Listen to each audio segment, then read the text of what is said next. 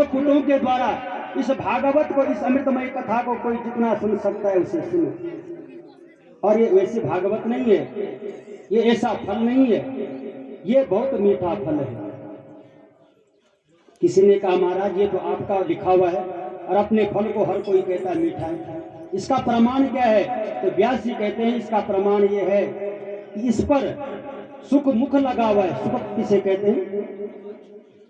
हाँ, तो सुखदेव जी, उनका नाम है सुखदेव, भगवान व्यास जी का पुत्र हैं।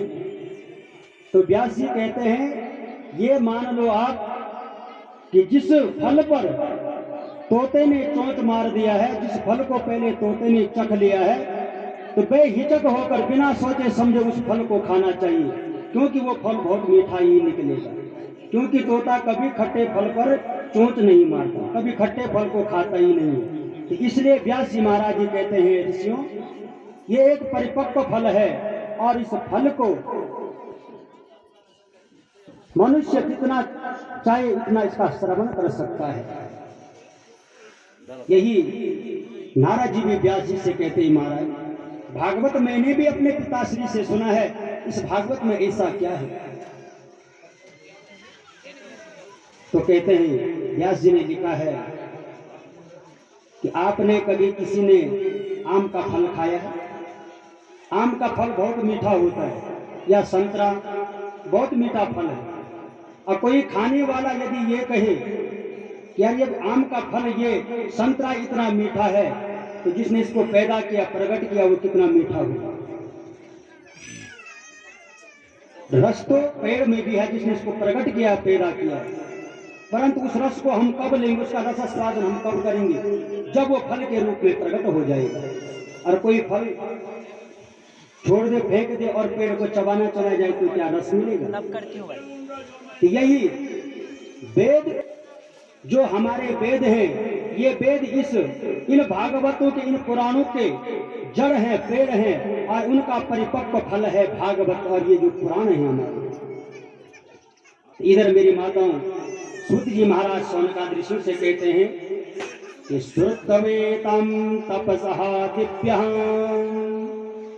कथम राजा मुदान्वितः व्यासं प्रवक्षं धर्मात्मः परीक्षिते स्वतं यतः पुनः।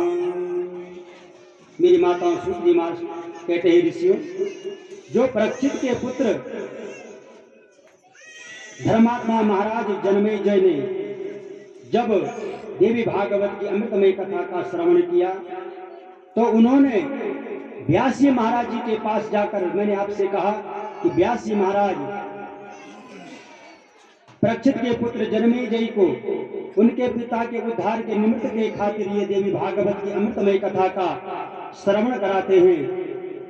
और पूछा महाराज जन्मेजय जी व्यास जी महाराज जी के पास जाकर उनके चरणों में प्रणाम कर व्यास जी महाराज जी से कहते हैं महाराज कि स्वामिनं सूर्यवंशानः राज्ञं वंश सविस्तरं तथा सोमनवंशानां श्रोतो कामोऽस्मि सर्वतः। ये महाराज, ये व्यास जी महाराज, आपने मुझे अनेक कथाएं सुनाई हैं। आप मुझे जो सूर्यवंश और चंद्रवंश के राजाओं का जो वंश हुआ है, उस वंश का वर्णन आप मुझसे कीजिए। श्रीमन्नारायण।